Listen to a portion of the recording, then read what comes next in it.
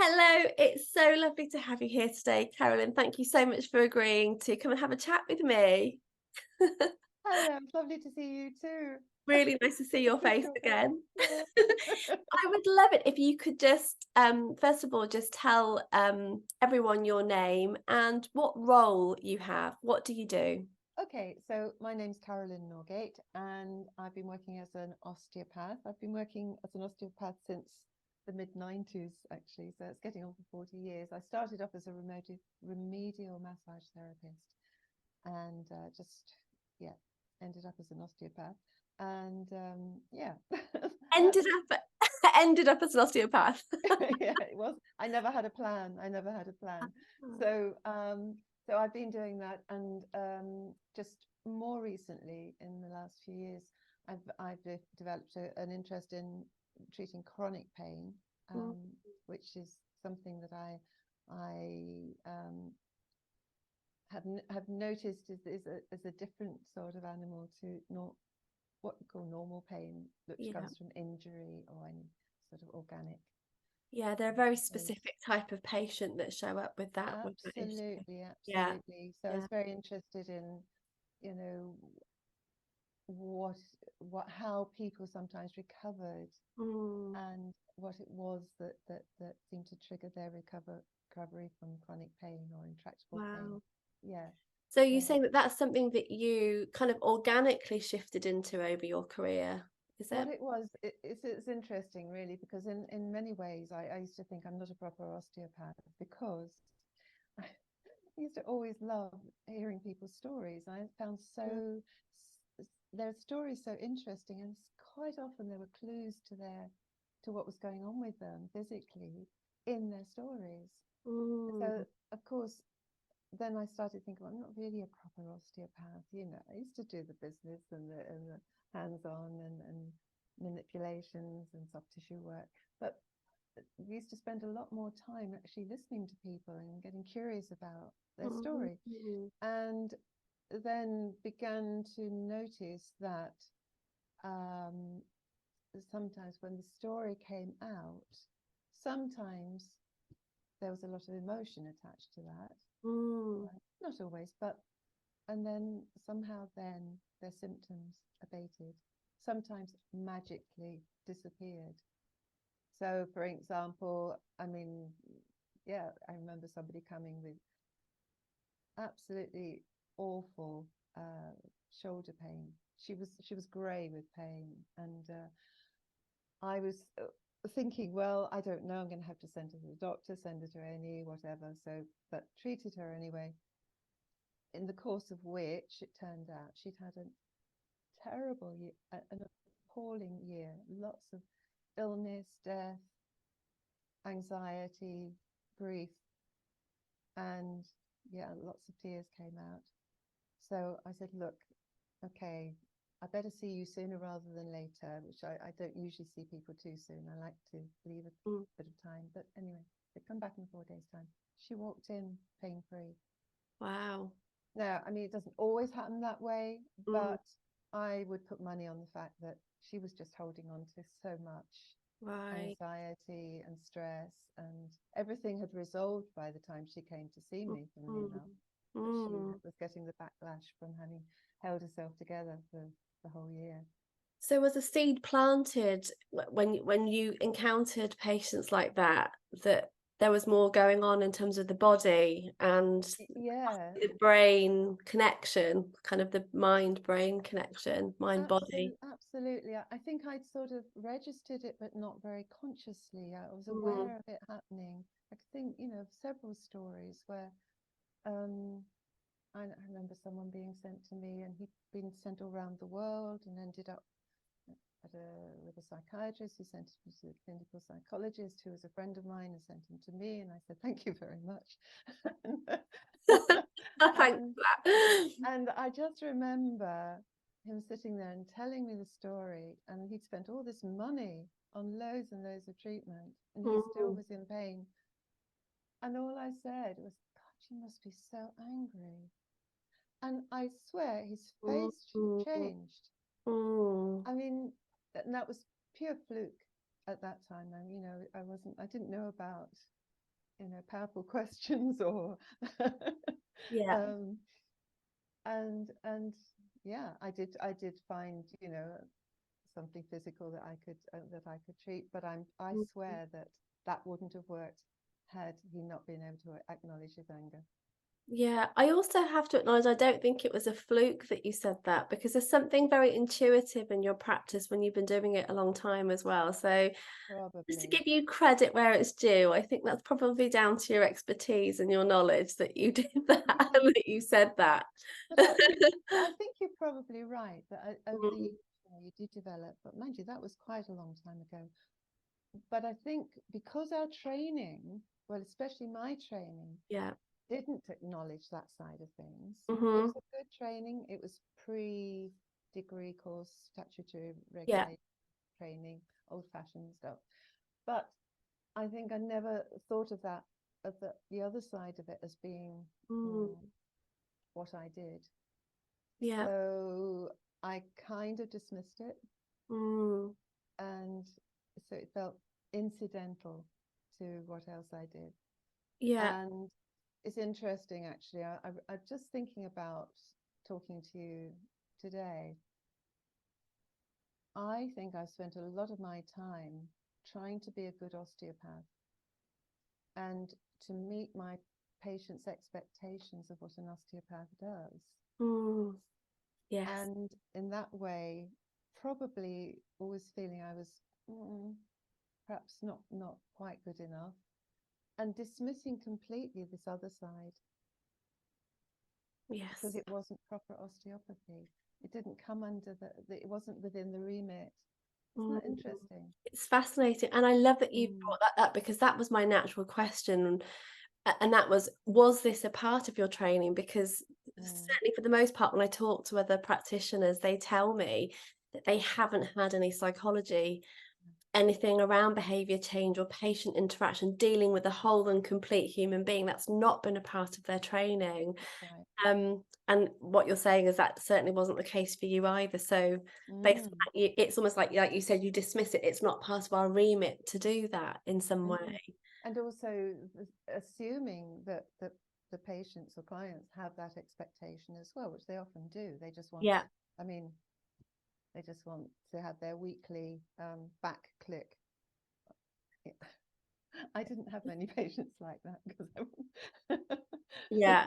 I couldn't satisfy their demands. But I think I was almost people pleasing my patients, Yes. So and fulfilling, yeah, taking responsibility, complete responsibility for the success of the treatment. mm. Mm, So again, what I'm hearing there is, and again, I hear some other practitioners that because of the role you have, patients often come to you with that "fix me" attitude. What are you going to do to me to fix this? yes, Yeah. Yeah. absolutely. And actually, that's been a bit of a roadblock in Mm, trying to shift away from that way of treating, which I'm trying to do, and mm. away from the hands-on, because my hands are getting a bit tired. Yeah. Yeah, we all get that way. And really, in a way, my heart's not in it anyway. Yes. It's I know there's a whole other side to it. Um, there's still a place, and a very important place for hands-on treatment. Yes. And touch is very important. And there are other ways of using touch, of course. I also do polarity therapy, which involves touch. So, which is like energy work. Mm, But calling myself an osteopath is like, yeah, mm. people expect a certain kind of treatment. Yes, I hear So that. it's almost like that would have to start with that, even if I move away from it, but not having that hands-on Mm. to start with. Yeah. It's tricky. It's Yeah, it's tricky. a balance. With all you bring such experience and knowledge to the table. You've been doing this for such a long time. What was it then that prompted you to want to do the behavior change course? Okay, it was an impulse buy. Oh, good. I love it. Tell me, tell me about your impulse. Well, I was I think that's great. Well, it kind of was in a way. Okay, I decided to do a, a professional diploma in coaching Yes. to support the work I was beginning to do with chronic pain, which is all about beliefs and the emotional side of Yes. things. Yeah. And so I was in the middle of this diploma course, and because I'm a member of the Academy of Physical Medicine that run webinars, yeah. Yes. It just popped up, and I thought behavior change. Oh, that would fit in really nicely with my coaching course. I just thought, just 4 or 5 weeks, I can do that. I'll do that. Realizing what a fantastic course it was going to be, how rich it was, how much information there was.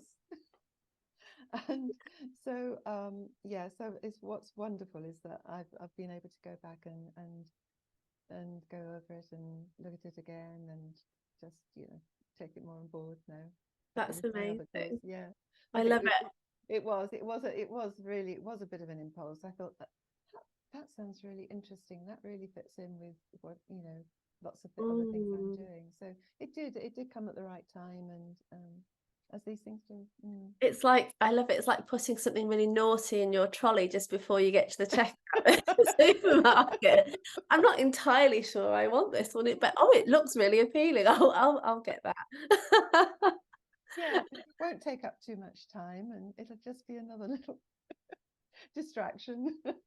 I mean, just as a side note, in your line of work, you have to do an awful lot of CPD, am I right? It Well, feels yes, we have to do 30, I was going to say 30 years, 30 hours a like it. year, feels like Yeah. it. And 15 of those have to be live with others. Yeah. So they of course have had to accept online. Yeah, of course. And that's where the Academy of Physical Medicine came in. So it sort of was a lifesaver for me because I live in the back of Beyond and I can't get to Yeah. So having London. that online work is much easier, isn't it? It is. So what was the course like for you? I mean, it was an impulse buy. I love that. I love that you shared that.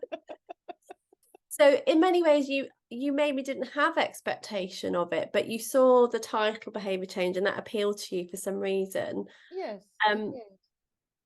was it what you hoped it would be? Um, Oh, there's so much more than I had.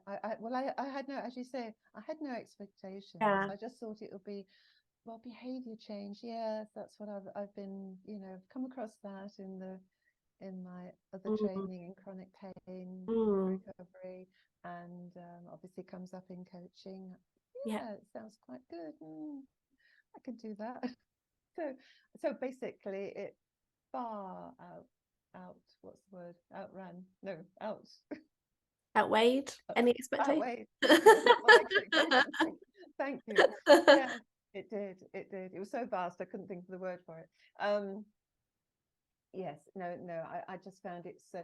What it did actually was to make sense of a lot of the stuff I was doing on my diploma in my coaching course. Right. Because So, it was a good course, it had good content, it was giving us tools.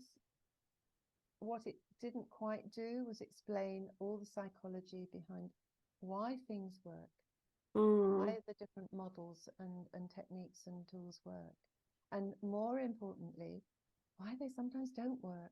And that's what I found really, really, really useful. Because when things are going along well with a patient, someone's open to change, they're open, they're on board, they're committed, there's no problem. It's like they kind of it flows very easily.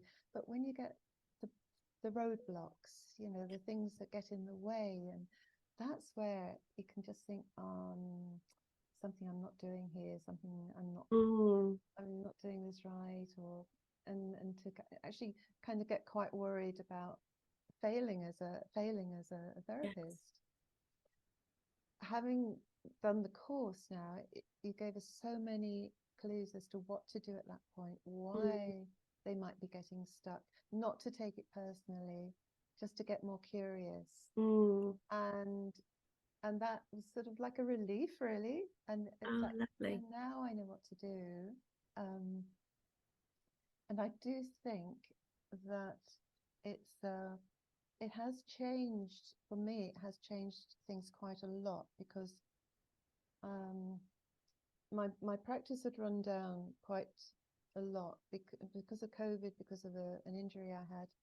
So as I've sort of going back into clinic, there's a different quality to my consultations, I think. Interesting. There's I don't know what I was going to say, more depth, but people are opening up in a different way.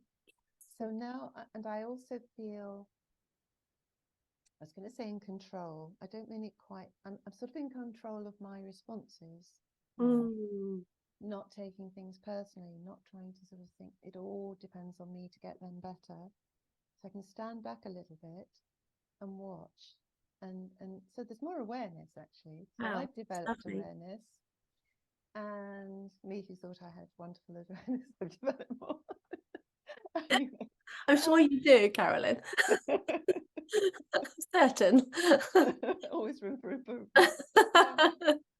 But then, and just catching, you know, the moment where I can kind of just help them turn things around and change their perspective, or so it has made a big difference. And and the odd thing is that I feel I'm doing less. I'm not working as hard. Amazing. So somebody just yesterday said to me that things had shifted so dramatically for her. And I almost said, but I didn't do anything. But I had to stop myself saying that. I'm glad you did. Well, I'm delighted, you know.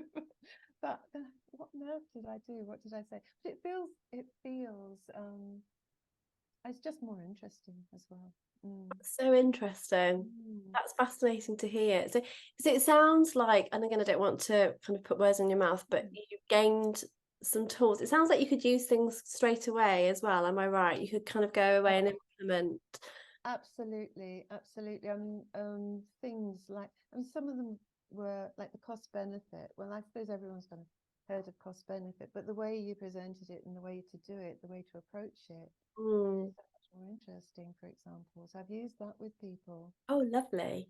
I do have a couple of my coaching clients from my course, so you know, I'm able to try things with that as well. What else? Oh yeah, the dream day and the nightmare day. So there was a rich pickings there. Absolutely. A lot, isn't there? A lot to Yes, yes. Just trying to think what else I picked out.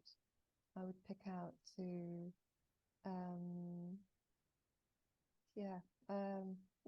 I mean, it sounds like, what's interesting, I think, for me, is hearing that it's lovely to hear that you've got some tools and some extra tools in your toolkit, but it's changed how you go about doing things, which is quite fundamental in terms of how it changes your practice. So you're doing things quite differently by the sounds of it. It does feel that way. And I think you could have all the tools in the world, all the models in the world, and still not quite know what to do with them without that that deeper understanding of why you're using them and why they work. And now I sort of feel more confident if somebody does get stuck. I'm not thinking, "Oh God, what do I do here?" It's like, okay, well, maybe we could try this, maybe we could try that, and it's just nice backup. I love that. I also hear from other practitioners, which always makes me giggle, they actually quite like challenging patients now, because it presents something that they can really get stuck into and work with, which always makes me giggle. Yes, absolutely. It's more exciting, you know, the journey's more exciting. So I think that was dealing with difficult patients was a really, really good element on the course, because that's exactly what normally you don't get on a course, and we're not taught. Yes. And you know, in some ways, if we're really wanting our patients to get better, to be better, to achieve their goals, whatever that is, we have to challenge them. Yes. So at some point, maybe nearly every patient can be a difficult patient, because nobody likes being pushed out of their comfort zone. Absolutely. So it's very easy to just go along with the easy patients, to just go along with what they want, and ignore the fact that they could be going in a better direction. They could be getting, you know, yes, yeah, getting more long-lasting benefit. Yes. And it's easy to do that and just keep your practice rolling over with people like that, in a way. But then to challenge them, that you could start with the nicest, easiest, most compliant patient. You could hit a wall. Yes, you could. If you ask them to actually just push a bit further. Yeah, and I'm also thinking of practitioners who are in clinics where they don't have a choice as to who they work with. So certainly NHS practitioners who have to just deal with whoever they're presented with, and they are often sadly quite challenging. Yes, and I had that experience of working in a clinic in Dublin, actually, where I didn't know who patients were booked in, and I might see someone expecting to see them again, but somebody else would see them, and I'd have somebody else, and that's really not a nice way to work. No. I think just something I wanted to touch upon, because you've kind of alluded to it on and off, which is it might be apparent to people, if they're listening, that we look in the program, we look a lot at you as the practitioner, don't we? So we looked a lot at how you show up, how you present yourself, how boundaried you are in your practice. Did you find that or how did you find it to kind of go into a little bit more around your own psychology? Is that something that you were happy to do? Oh, absolutely, absolutely, absolutely. And it was quite interesting, because I kind of found myself sort of nodding. Oh yes, that's me. I do that. Yeah. So it was I think just acknowledging things sometimes, and you realize, that's something I need to firm up on. And I think that whole thing I was saying about, meeting patients' expectations. Yes. Yeah. So it's almost like being on the run all the time. You're kind of trying to please. That was the big takeaway for me, really. Yes, it's to not slip into patient pleasing, and to stay in your And zone of genius. And also, I think probably in our training and having to maintain professional standards, that weighs quite heavily. I think I know on Osteopaths it does. Yeah. I mean, people are kind of quite haunted by the fact that they could be sued, or they could be and I know people say no, it's really not that bad, but I do think it does weigh quite heavily, that you having to be a proper practitioner and very squeaky clean. Yes. And, obviously there's wisdom in that as well, but it can curb your it can stop your full self from showing up out of fear. I understand that. I think I only have one other question for you, Carolyn, which is, if anyone is thinking about doing the course, what would you say to them? Oh, I'd think seriously about it. Impulse buy. Why not?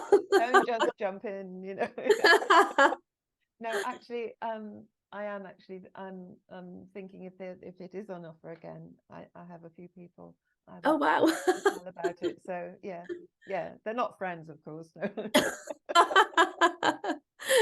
No, Doing too. other people's impulse buy as well, why not? No, I just thought it really was excellent. There was so much in it, and going through it again, I realized, you know, there was so much I can, you know, more I can get out of it. So, and the resources were really brilliant. It was good fun. Yay. It was just really well organized. It's so easy to navigate.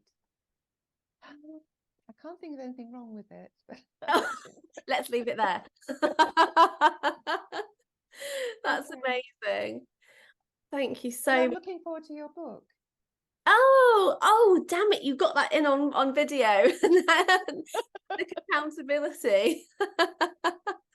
Thank you. Watch out for that next year. That's amazing. Carolyn, it's been an absolute pleasure. It was always a joy. I just want to say it was always such a joy to have you on the course, because every now and again you'll remember I put everyone's faces on if they wanted to have their camera on. I appreciate some people were cooking and doing other things in the evening when we were live, but I always love seeing your smiling face. It made such a stay in the course as well. So thank you so much. I'm so glad that you came on board. And I always hope that our paths will cross again someday. Yes, I do too. Yeah. Absolutely. So it's lovely to see you this morning, and good luck with everything. And yeah. Thanks, Carolyn. Okay, thank you. Bye.